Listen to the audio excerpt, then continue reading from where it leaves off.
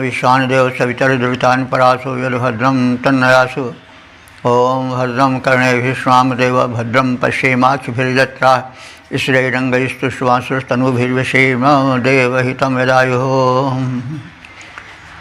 वेद प्रेमियों सुधी श्रोताओं, संप्रति हम सब ऋग्वेद के 5वें मंडल के दूसरे सूक्त के प्रथम मंत्र में प्रवेश करने जा रहे हैं।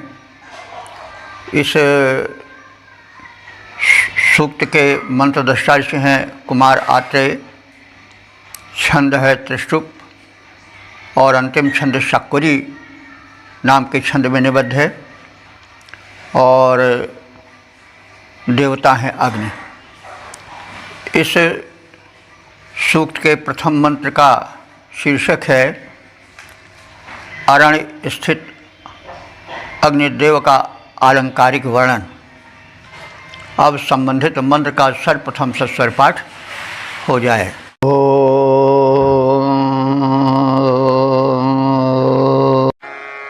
कुमारं माता जुहतिः समब्धं गुहा बिभर्ति न ददाति पित्रे अनेकमस्य न विनज्जनासः पुनः पश्यन्ति निहितमरतौ। इस प्रथम मंत्र में अरण्य स्थित अग्नि के और उसके प्राकट्य के दृश्य का आलंकारिक वर्णन है। लगभग पूरे सूक्त में अरण्य में स्थित अग्नि के प्रकट होने, यज्ञ क्रिया के संपादित होने के भाव हैं। तो अरण्य तो आप जानते हैं एक प्रकार का काष्य है यह, जिसमें अग्नि शीघ्रता से संचरित होती है। उस युग में आज की भांति लाइटर की, दिया चलाई की और अन्य साधनों की, हीटर आदि की व्यवस्था नहीं थी। तो अग्नि को उत्पन्न करने के लिए विशेष प्रयत्न करना पड़ता था। अरण्य नाम का एक काष्ठ होता था जिसके संघर्षण से अग्नि की चिंगारियाँ फूटती थीं और अग्निदेव का प्राकट्य होता था। तो यह अवसर एक आकर्षण का और एक आश्चर्य का क्षण होता था। तो उस दृश्य और उस आकर्षण और उस अलौकिक अग्नि की उत्पत्ति से दृष्टा ऋषि का हृदय अभिभूत हुआ, एक चमत्कारिक अनुभव हुआ और उसी को उसने मंत्र रूप में आलंकारिकता के साथ प्रकट किया है। तो अग्नि का अर्थ ही होता है जो अग्रगण्य हो, आगे रहे। तो अग्नि तो मनुष्य के समस्त कार्यों में आगे रहता है। आज भी कोई मांगलिक अवसर आया तो लोग अग्नि ही को पहले प्रकट करते हैं। जो अग्नि का दीप प्रज्वलन के रूप में दर्शन होता है, तो मांगलिक अवसर पर, किसी पर्व पर, समारोह पर अग्नि का प्रज्वलन होता है, जिससे एक प्रकार से उस समय ज्योति के दर्शन से कार्य प्रारंभ होता है और अग्नि प्रज्वलन होता है। भले ही वो हो यज्ञ वेदी में न हो करके आरती के रूप में ही हो। तो अग्नि इस रूप में आज के विकसित इस युग में भी पर्व पर, शुभ अवसर पर प्रथम अग्नि का ही प्रज्वलन होता है आहुति दी जाती है भारतीय परंपरा में, तो प्रत्येक पर्व में। तो इस अग्नि की महत्ता को सर्वप्रथम भारतीय आर्यों ने पहचाना। तो यूँ तो अग्नि की उपयोगिता आदि मानव को बहुत पहले से रही है और वह रक्षिका बनकर अग्नि रहती आई है। वैसे अग्नि संस्कृत में पुल्लिंग है, लेकिन हिंदी में स्त्रीलिंग में भी प्रयुक्त होता है। तो अग्नि जला करके लोग जो जंगली पशु हिंसक थे उनसे संरक्षण प्राप्त करते थे। और क्योंकि यह निश्चित है कि जब अग्नि जलती रहती है तो सिंह व्याघ्र आदि उसके सम्मुख नहीं आते हैं, अग्नि से भयभीत आज भी होते हैं। तो सुख से सोने के लिए आदि मानव ने अग्नि का ही सर्वप्रथम आश्रय लिया। और अग्नि को हम कह सकते हैं कि सर्वप्रथम चमत्कारिक आविष्कार था मानव जाति का। लेकिन जो भारतीय आर्य थे उन्होंने अग्नि को यज्ञ माध्यम में सर्वप्रथम उपयोग किया, उसकी वैज्ञानिक उपयोगिता को समझा, आहुति डालना प्रारंभ किया और उससे प्राकृतिक वातावरण को निर्मल और निरामय करने का कार्य संपन्न किया। यज्ञ होने लगे। लेकिन उन्हीं के भाई जो अन्य थे, दिति के पुत्र दैत्य, दनु के पुत्र दानव, ये सभी कश्यप ऋषि के पुत्र थे। लेकिन मत वैभिन्न होता आया है। तो वे लोग भारतीय आर्यों की तरह यानी आदित्य के पुत्रों आदित्यों की तरह सूक्ष्मदर्शी नहीं थे, वो यज्ञ विरोधी थे। और उनका यह मत था कि जो अन्न है उसको अपने खान पान में लगाओ, घृत को दुग्ध को अपने लिए उपयोग करो, आग में डालने से क्या लाभ। तो उसकी सूक्ष्म वैज्ञानिकता से अपरिचित थे, इसलिए बहुत समय तक ये संघर्ष चलता रहा। प्राय त्रेता युग तक तो हम देखते ही हैं कि यज्ञ को नाश करने वाले राक्षस मारीच, सुबाहु या दंडकारण्य के ऋषियों के यज्ञ में बाधा डालने वाले राक्षसों का तो प्राधान्य था ही। रामायण आदि में उसको हम विविध रूप से पढ़ते हैं। और ऋग्वेद में भी देवासुर संग्राम इसी सिद्धांत पर था। उनमें जो प्रमुख भेदभाव था वो अग्नि को लेकर ही था। वे यज्ञ का विरोध करते थे कि तुम मूर्ख हो, इस प्रकार से अपने घृत को, अपने खाद्यान्न को आग में झोंकते हो। तो ये तो वैचारिक मतभेद रहा है। यही संस्कृतिगत या कल्चरल जो है वो वैषम्य विरोध रहा है। तो दो संस्कृतियां टकराती रही हैं, उनके अपने अपने अलग अलग विचार थे। तो आज संस्कृति या वैदिक संस्कृति, सनातन संस्कृति यज्ञाधारित संस्कृति थी।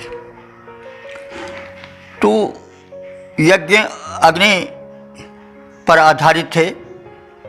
अग्नि की वैज्ञानिकता को भारतीय ऋषियों ने सबसे पहले पहचाना और उसके माध्यम से पर्यावरण शोधन और अन्य अपनी ऊर्जाओं को वृद्धि करने का साधन रूप में प्रयोग करना शुरू किया। तो इसी क्रम में हमें संपूर्ण सूक्त के मंत्रों को देखना चाहिए। उस समय आरण्य से यानी काष्ठ के संघर्षण से उत्पन्न अग्नि को एक चमत्कार सा माना जाता था। तो उसी चमत्कार का आलंकारिक वर्णन इन मंत्रों में निहित है। तो यह इसलिए कह दिया गया कि काव्यमय भाषा में आलंकारिकता में जो वैज्ञानिकता छिपी हुई है उससे हम सब परिचित होते चलें। अब इसी संदर्भ में, इसी छाया में हम मंत्रार्थ करें, शब्दार्थ जानें और भावार्थ व्याख्या से परिचित हों। तो इसमें अरण्य में निगूढ़ अग्नि के विस्मय कारक रूप का दर्शन कर चमत्कृत ऋषि आत्रेय कुमार कह रहे हैं कि युवती माता इस अग्नि की जो माता है, जनयित्री है, वो युवती है, यानी अरण्य काष्ठ के रूप में अभी तरोताज़ा दिखाई देती है, यही उसका यौवन है। और समुद्धम कुमारम, इसने कुमार को, पुत्र को अपने गर्भ में छिपा रखा है। अब यह आलंकारिक वर्णन है, तो उसका पुत्र कौन है? अग्नि। अग्नि उत्पाद्य है इसलिए कुमार है, और अरण्य से उत्पन्न होता है इसलिए अरण्य काष्ठ उसकी माता है। तो उस अरण्य माता ने कुमार अग्नि को प्रकट किया और पहले अपने गर्भ में गुप्त रूप में रखा। गुहा विभर्ति, गुहा माने गुप्त, गर्भ में धारण किए रहा या किए रही वो तरुणी माता अरण्य। पितृ न ददाति, उस अरण्य ने सहज रूप से पिता को नहीं दिया। तो यहाँ पिता कौन है? यजमान। यजमान जो कि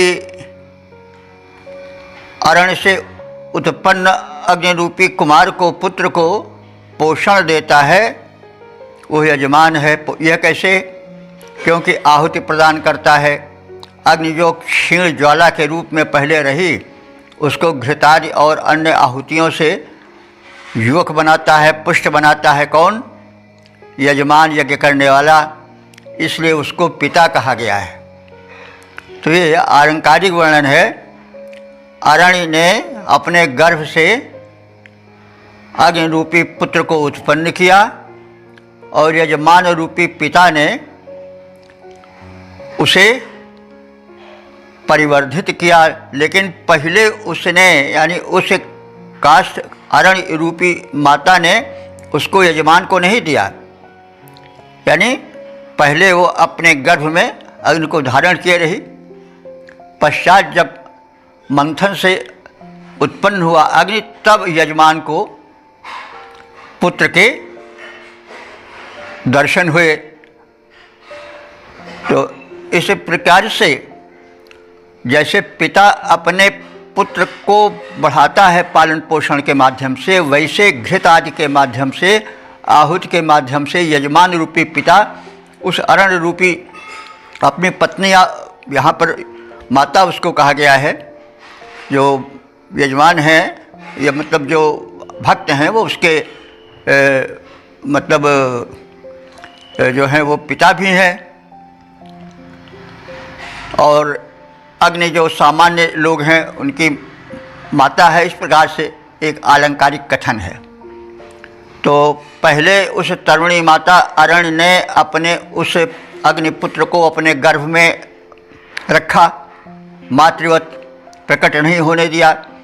बाद में जब वो प्रकट हुआ अग्नि रूपी पुत्र, तो उसको पहले तो पिता को नहीं दिया था, प्रकट होने के बाद पिता को दिया। तो पिता ने उसको आहुति आदि से पोषित किया और अरतौ माने वह प्रदीप्त हो गया, बढ़ने विकसित होने लगा। निहतम इस प्रकार से गुप्त रूप से अरण्य में स्थित इस कुमार को, यानी इस पुत्र अग्नि को पुनः पश्यन्ति, सामने लोग देखने लगे।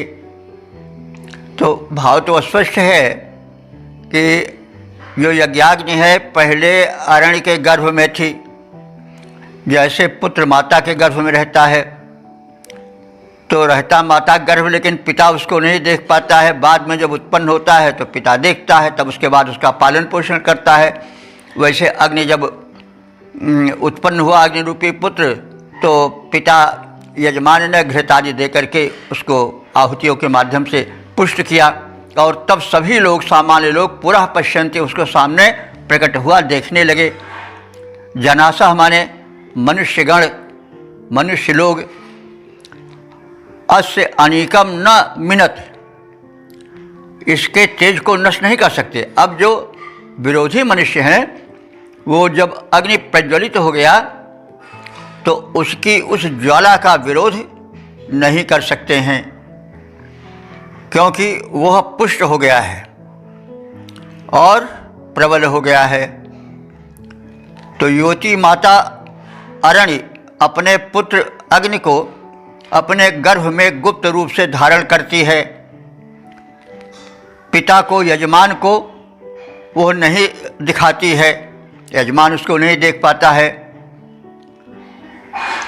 और उस अग्नि रूपी पुत्र को जब वह अरण्य प्रकट करती है तो पितृवत यजमान उसको आहुति घृतादि के माध्यम से पुष्ट करता है और सब उसका साक्षात प्रकट प्रबल रूप देखने लगते हैं।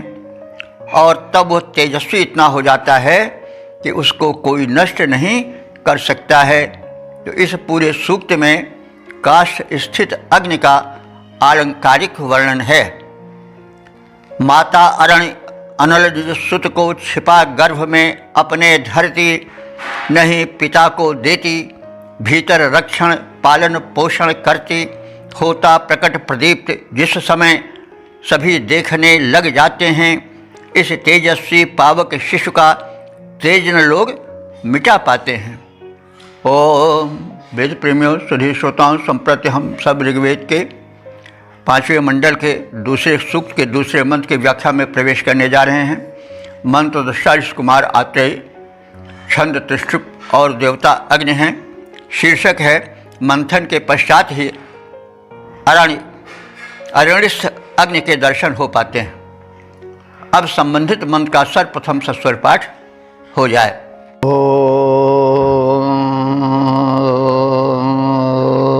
कमेतन्त्वञ्जुपते कुमारं प्रेषे बिभर्षि महिषे जजाना पूर्वेर्हि गर्भः शरदो भवर्धा पश्यन् जातं यदसोत माता।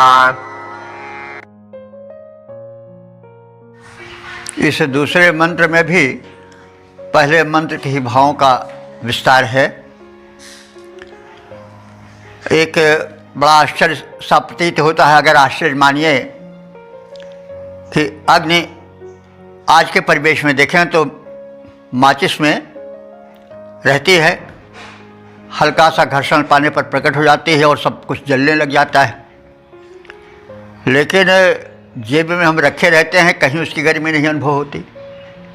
तो अब तो सामान्य हो गया, आश्चर्य नहीं है, लेकिन प्रारंभ में वही वस्तुएं बड़ा आश्चर्य प्रकट करते हैं और व्यक्ति चकित हो जाता है। अभी तो कहीं जेब में हम रखे थे, अपने पास रखे थे, चारों ओर रखे थे, कहीं कोई अचानक ही उसी से कैसे ये ज्वाला प्रकट हो गई और सब कुछ जलने लगा। तो अब प्रारंभ में कोई चीज़ होती है तो वो ज़्यादा आश्चर्य प्रकट करती है। शुरू में जब मोटरसाइकिल सब निकली तो लोगों को बड़ा आश्चर्य होता था। रेलगाड़ी बनी तो बड़ा आश्चर्य, वायुयान तो बड़ा आश्चर्य। बाद में होते होते वो सब सामान्य हो जाती है, उस पर कोई आश्चर्य नहीं दिखाई पड़ता। लेकिन प्रारंभ में जब आविष्कार होता है कोई, तो आदमी बहुत चकित होकर उसको देखता है। नवीनता चकित कर देती है, अचंभित कर देती है। तो वही बात यहाँ भी है। अग्नि अरण्य में छिपी रहती है, घर्षण से उत्पन्न होती है, बाद में घृतादि की आहुतियों से युवक या युवती बन जाती है, आदि आदि बातें कथित हैं। एक जो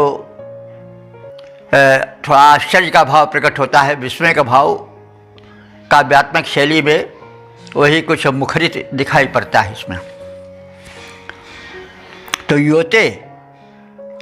योते माने हे युवती, हे तरुणी, ये किसके लिए है? अरण्य के लिए। अरण्य को जानते हैं, कहने की आवश्यकता कोई नहीं। तो हे युवती, तरुणी, अरण्य, पेशित्वम माने तुम मछी जाने वाली हो, यानी तुम्हारा संघर्षण होता है, मंथन होता है। तो एतम, इस प्रकार से, कम कुमारम विभर्षि, तुम सुख स्वरूप उस कुमार को, कुमार माने पुत्र को, हे अरण्य, तुम पहले अपने गर्भ में धारण किए रहती हो। कुमार इसलिए है कि वह अग्नि के गर्भ से पैदा होता है, इसलिए उसका कुमार है, पुत्र है। तो हे अग्नि, हे अरण्य, तुम अपने इस अग्नि रूपी पुत्र को अपने गर्भ में धारण किए रहती हो। महिषी जान, तुम उसकी, महिषी माने महनीया, पूजनीया माता हो। और तुमने, यानी तुझ अरण्य ने ही इस अग्नि को जन्म दिया है। गर्भा, यह अग्नि रूपी गर्भ, पूर्वी शरदा ववर्ध है। पूर्वी माने पहले के, यानी पीछे के अनेक वर्षों में, शरद कहते हैं वर्ष को। जैसे जीवे में शरदा शतम, शून्य में शरदा शतम, पश्य में शरदा शतम, तो शरद माने वर्ष होता है। तो पूर्वी शरदा ववर्ध, ये है जो अग्नि रूपी तुम्हारा पुत्र है। हे अरण्य, तुम्हारे गर्भ में यह पहले से ही कई वर्षों से उसी में बढ़ता पलता और पुष्ट होता रहा। यत माता असूत, जब हे अरण्य माता तुमने उसको असूत माने प्रसूत किया, जन्म दिया, उत्पन्न किया, तो जातम अपश्यन, तब इस प्रकार से उत्पन्न हुए इस कुमार रूपी अग्नि को सबने देखा।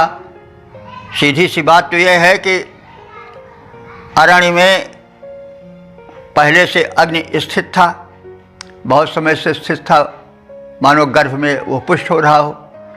लेकिन बाद में जब वो प्रकट हुआ, तो जैसे किसी माता के गर्भ से प्रकट पुत्र को लोग देखते हैं, वैसे अग्नि का सब दर्शन किए। तो यह आलंकारिक वर्णन है।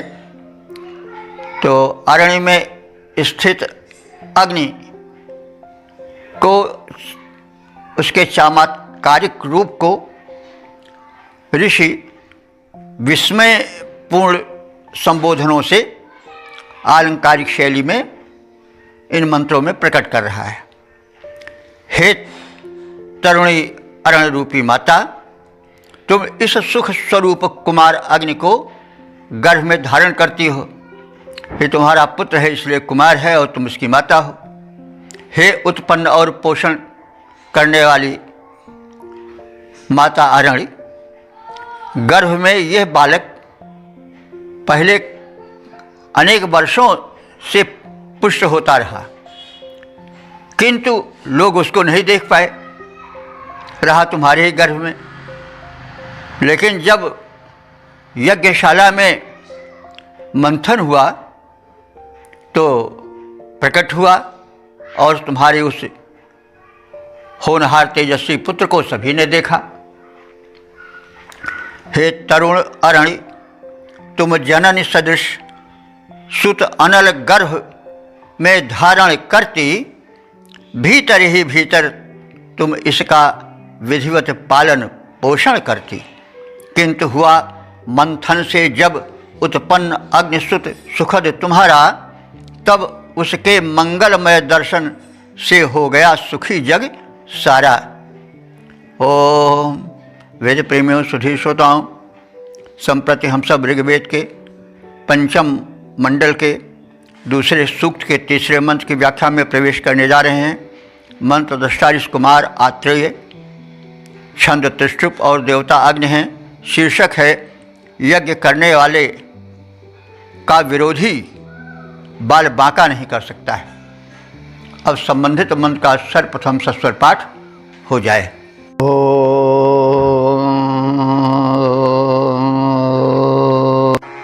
हिरण्यदन्तं शुचिवर्णमारात् क्षेत्रादपश्यमायुधाभिमानम् ददानो अस्मा अमृतं विप्रक्वत्किं मामनिन्द्राः कृणवन्ननु।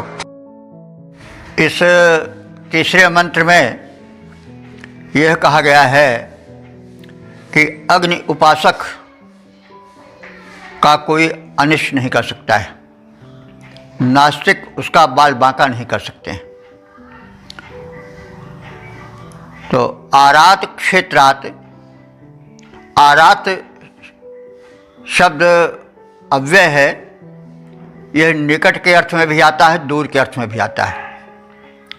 तो आरात क्षेत्रात निकट अथवा दूर स्थान से इस अग्नि का दर्शन करने वाले, विशेष करके निकटस्थ स्थान से अग्निदेव का दर्शन करने वाले सुखी और संपन्न रहते हैं।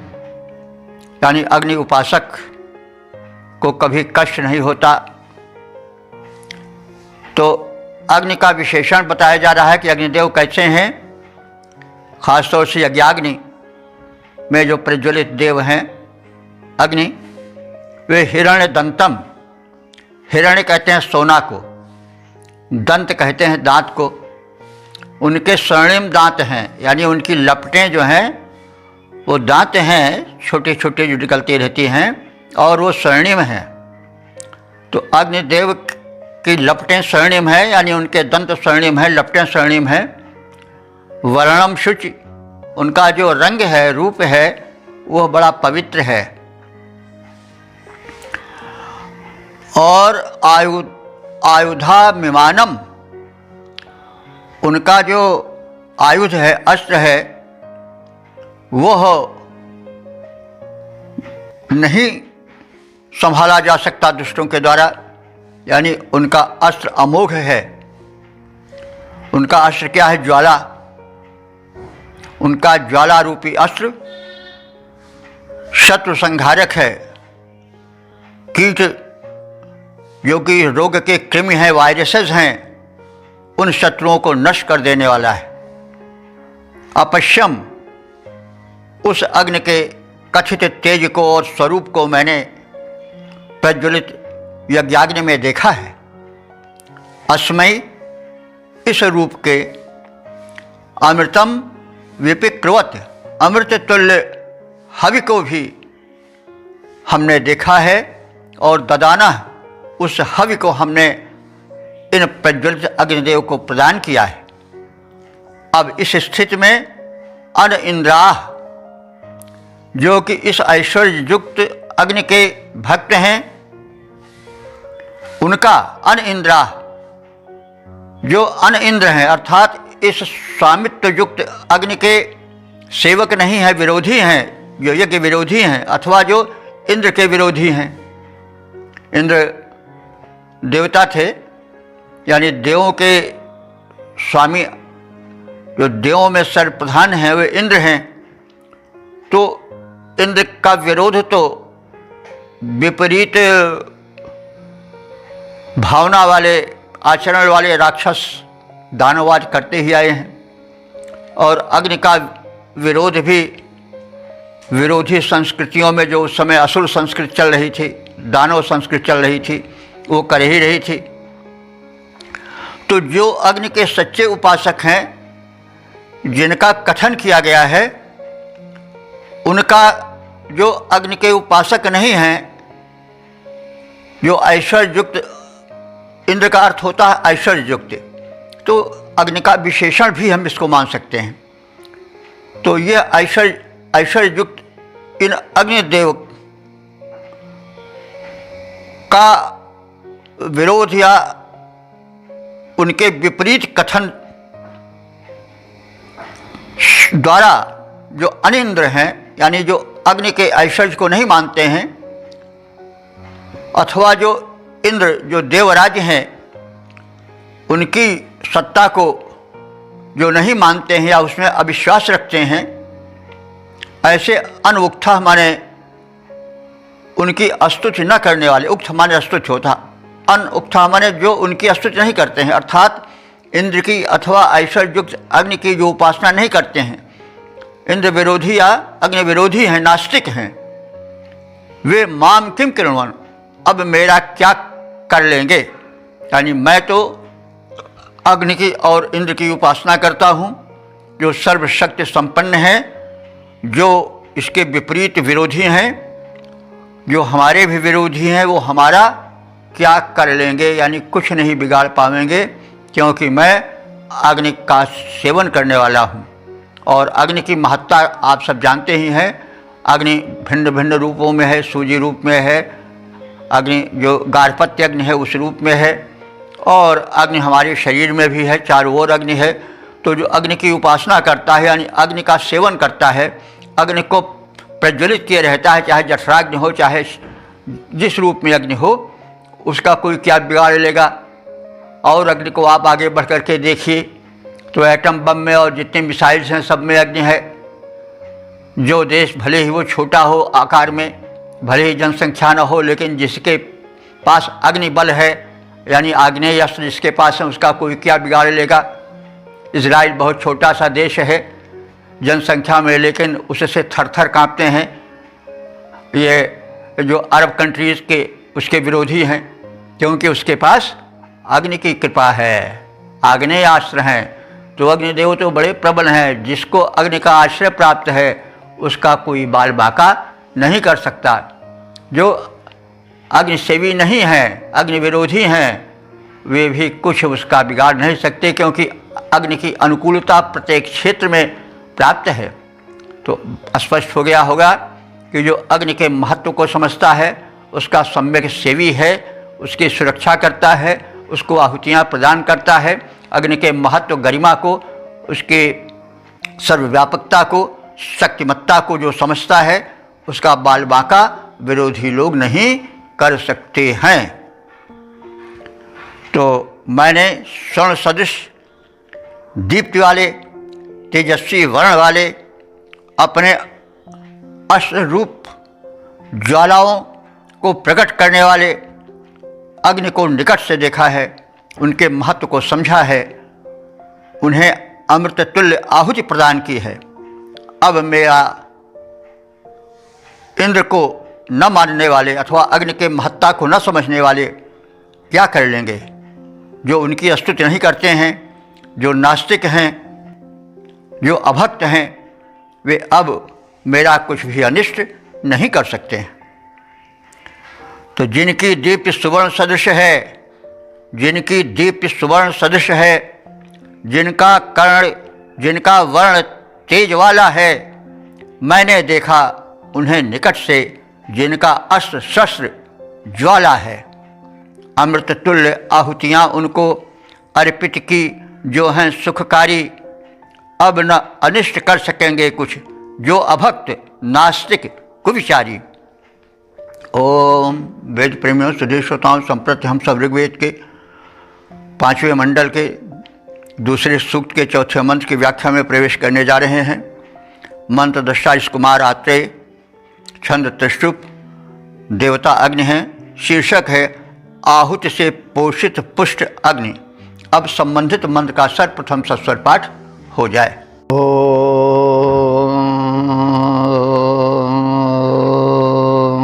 क्षेत्राग्निर्होत्रम् तपश्यं सनुतश्चरन्दं सुमद्योधन्न पुरुषोभमानम् नता अग्रभ्रन्न जनिष्ठहिषः पलिग्नेरिद्यपतयो भवन्ति।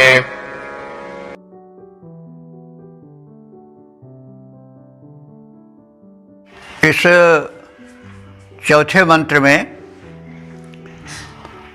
अग्निदेव का काष्ठ में अदृश्य शीतल रूप और वेदी में प्रकट ज्वलित रूप का चित्रण किया गया है।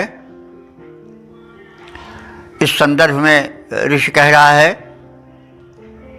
कि मैंने ऐसे अग्नि को देव को देखा है या नित्य मैं देखता हूँ, जो कैसे हैं, चरंतम यूथम न पुरुषोभमानम, जो विचरण करते हुए पशुवृंद के समान स्वयं बहुत सुशोभित होने वाले हैं। यानी जैसे विचरण करता हुआ पशुओं का झुंड बड़ा अच्छा लगता है, वैसे ही ये अग्निदेव भी वेदी में जब विचरण करते हैं तो बहुत अच्छे लगते हैं। क्षेत्रात शून्यतः, यद्यपि ये क्षेत्र माने अपने निवास स्थान, मूल निवास स्थान अरण्य में गुप्त रूप से रहते हैं, लेकिन मैंने उनको अपश्यम प्रकट रूप में भी देख लिया है। सह अजनिष्ठ, जब वो अग्नि उत्पन्न हो जाता है जन से, वही अजनिष्ठ, जब वह अग्नि उत्पन्न हो जाता है ताह न अग्निभ्रन, लोग उसकी ज्वालाओं को पकड़ नहीं सकते हैं। पलिक्नीन इत युवत्या भवन्ति, जो पलिक्लीन है माने क्षीण होने वाली ज्वालाएं हैं, वे भी जो हैं हव्य पा करके युवत्या भवन्ति, युवती हो जाती हैं, माने अत्यधिक शक्तिशाली प्रज्वलित हो जाती हैं।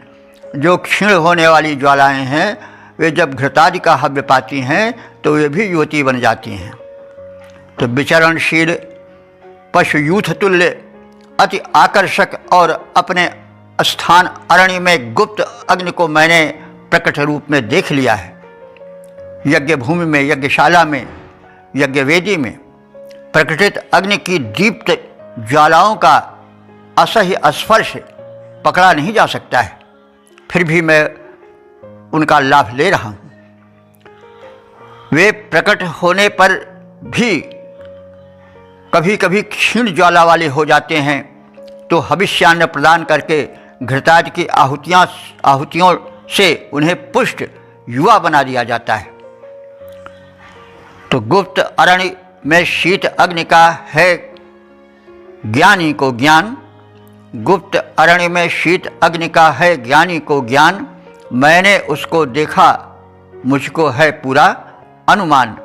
मंथन जनित प्रकट ज्वाला जब प्रखर दीप्ति है पाती, मंथन जनित प्रकट ज्वाला जब प्रखर दीप्ति है पाती, होता है स्पर्श असह्य जब वह युवती बन जाती। ओम वेद प्रेमियों, सुधीर श्रोताओं, संप्रति हम सब ऋग्वेद के पंचम मंडल के दूसरे सूक्त के 5वें मंत्र की व्याख्या में प्रवेश करने जा रहे हैं। मंत्र दृष्टा कुमार आत्रे, छंद त्रिष्टुप और देवता अग्नि हैं। शीर्षक है अग्नि पर आधारित यज्ञ से राष्ट्र संरक्षण। अब संबंधित मंत्र का सर्वप्रथम सस्वर पाठ हो जाए। केमे मर्यकं विजवन्त गोभिर्नजेषां गोपा अरणश्चिदास य इञ्जगृभुरभते सजन्वाजादिभस्व उपनश्चिगित्वान्। इस 5वें मंत्र में अग्नि संरक्षित राष्ट्र सुरक्षित रहता है, इसका कथन है। और जो अग्नि विरोधी यानी यज्ञ विरोधी संस्कृति है या उसके सदस्य हैं, जिनको हमारे प्राचीन साहित्य में दैत्य या दानव या राक्षस असुर कहा गया है, वे उस राष्ट्र का कुछ नहीं बिगाड़ सकते हैं जिस राष्ट्र में अग्नि का संरक्षण होता है। तो इस प्रकार से अग्नि की महत्ता का कथन है। अग्नि संपूर्ण संरक्षक हैं और यह बात कोई अतिशयोक्ति या काव्यमय भाषा में कहा गया आलंकारिक कथन नहीं है, वरन यह यथार्थ से छूता हुआ कथन है। अग्नि सेवी राष्ट्र सदैव सशक्त रहता है।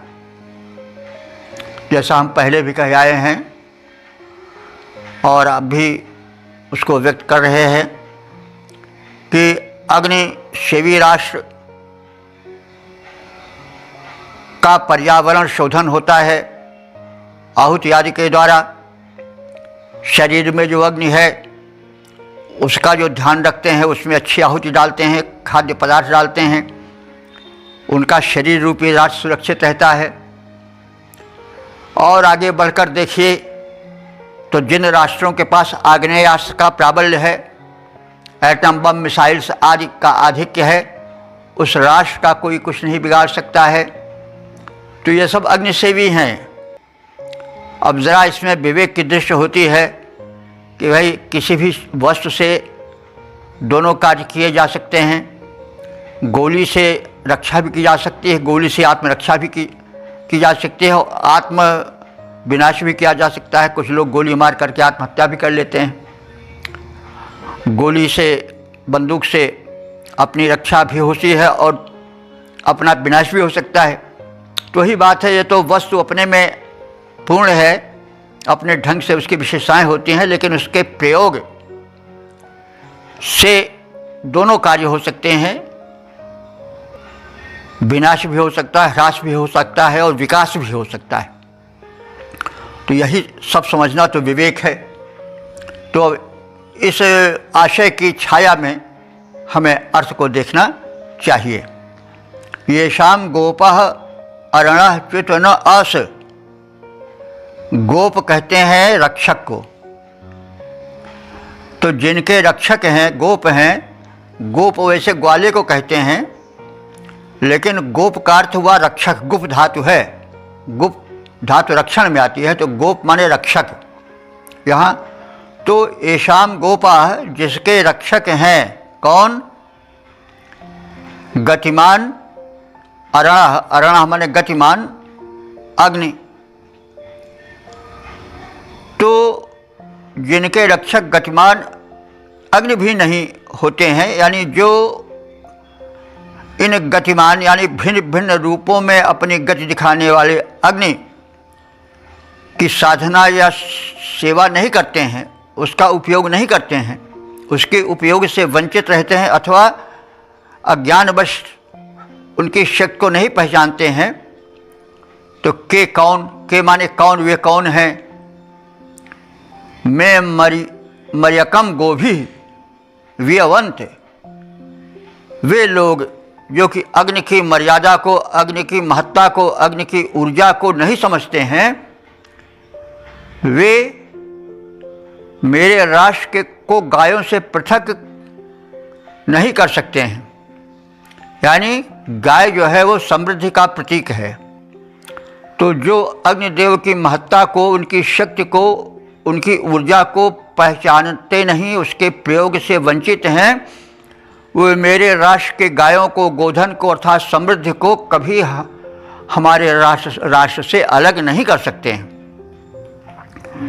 ये ईम जगृभु, और जो हमारे इस अग्निसेवी राष्ट्र पर जगृभु माने आक्रमण करने की चेष्टा करते हैं, ते अवसृजन्तु, वे नष्ट हो जाएंगे और नष्ट हो जाएं। चिकित्वान, चिकित्वान माने ज्ञानी, ज्ञानवान अग्नि।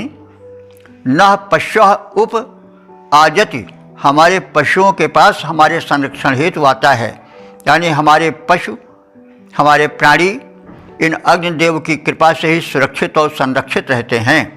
हमारा राष्ट्र अग्नि के प्रयोग से, अग्नि के उपयोग से स्वस्थ, सुखी, संपन्न, शक्तिशाली बना रहता है। तो जिसका रक्षक गतिमान अग्नि भी नहीं होता है, ऐसे कौन लोग हैं जो मेरे गायों को, मेरे गोधन को, मेरे राष्ट्र की समृद्धि को हमसे पृथक कर सकते हैं। यानी कोई ऐसे नहीं है जो ऐसा कर सकें। तो जो लोग अग्नि से सुरक्षित नहीं हैं, यानी जो अग्नि की शक्ति को नहीं पहचानते हैं, वे लोग कैसे भी हों हमारे राष्ट्र को गायों से यानी गोधन से अथवा समृद्धि से पृथक नहीं कर सकते हैं। हमारा राष्ट्र जो है वो अग्नि के ही कृपा से, सेवन से ही समृद्ध बनेगा। सच पूछिए तो अग्नि ही की महत्ता चारों ओर है। अग्नि से ही आविष्कार हुए हैं, जितने यंत्र हैं सब अग्नि से ही चालित हैं। सब में ऊर्जा रूप में अग्नि ही प्रकट होकर के उसको गति देते हैं। अस्त्र शस्त्र में जो आग्नेयास्त्र हैं सब में अग्नि का प्रयोग है। जितने स्वचालित वाहन हैं उन सब में अग्नि का प्रयोग है। तो जो अग्नि के प्रयोग को नहीं जानते हैं वे राष्ट्र हमारा कुछ नहीं बिगाड़ सकते हैं। जो इस राष्ट्र पर आक्रमण करते हैं वे नष्ट हो जाएंगे, क्योंकि हम अग्नि के विविध प्रयोगों से परिचित हैं और उस पर आचरण करने वाले हैं। हम अग्नि को आहुति रूप में प्रयोग करेंगे, यज्ञ रूप में प्रयोग करेंगे तो हमारा राष्ट्र स्वस्थ रहेगा, हमारे राष्ट्र का पर्यावरण सुरक्षित रहेगा। यदि हम अग्नि सेवी हैं, हमारे शरीर में जो जठराग्नि है वो सुरक्षित रहेगी तो हमारा शरीर रूपी राष्ट्र सुरक्षित रहेगा। यदि हम अग्नि के विविध प्रयोगों को मिसाइल या यान के रूप में उसके प्रयोग को जानते हैं तो फिर हमारा राष्ट्र पुष्ट रहेगा, बाहरी शत्रु हमारा कुछ नहीं बिगाड़ सकेंगे। यदि इससे हम अपरिचित रहे तो फिर हम दुर्बल हो जाएंगे, और जो राष्ट्र इससे अपरिचित रहेंगे, अग्निसेवी नहीं रहेंगे, वे राष्ट्र दुर्बल होकर के मर जाएंगे और नष्ट हो जाएगी, उनकी सत्ता समाप्त हो जाएगी। अग्नि क्रिया से शून्य राष्ट्र से गायें मिटा न सकते।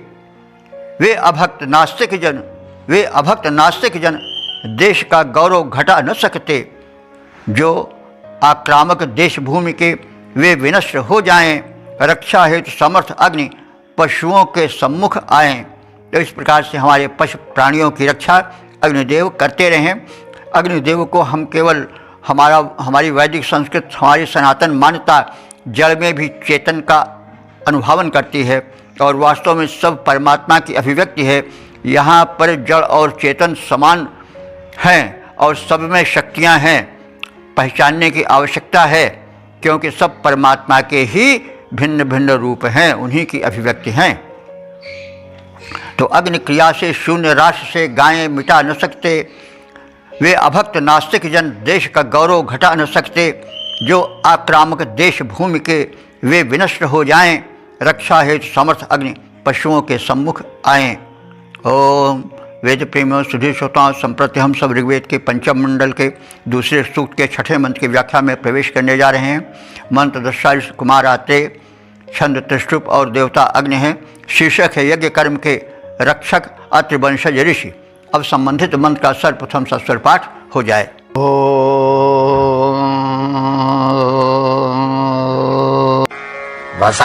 वसाम्राजानं वसतिञ्जनानामरातजो निदधर्मत्येष ब्रह्माण्यत्रैरपथं सृजन्तो निन्दितारो निन्द्यासो भवन्तो। इस छठे मंत्र में अग्नि की महत्ता को न समझ सकने के कारण कुछ लोग अग्नि उपासना से दूर रखने की चेष्टा किए। इस अवरोध को अत्रि वंशज ऋषियों ने दूर किया और अग्नि उपासना से पुनः राष्ट्र को समृद्ध सशक्त बनाने की चेष्टा की। तो यह मंडल जो है आत्रेय मंडल है, ये हम सब जान चुके हैं। अत्रि ऋषि अथवा उनके वंशज आत्रेय कहलाते हैं और उन्हीं के द्वारा रचित मंत्र इस पंचम मंडल में है, इसलिए इसको आत्रेय मंडल कहा जाता है। तो बहुत लोग अग्नि विरोधी भी होते हैं, क्योंकि विरुद्ध विचारधाराएं रहती ही हैं। तो इसलिए बीच में कोई विचारधारा क्षीण भी हो जाती है। तो कुछ लोगों ने अग्नि पूजा में, यज्ञादिक में और अग्नि उपासना में विघ्न डाला, जिससे उस उपासना में क्षीणता आई, अवरोध आया।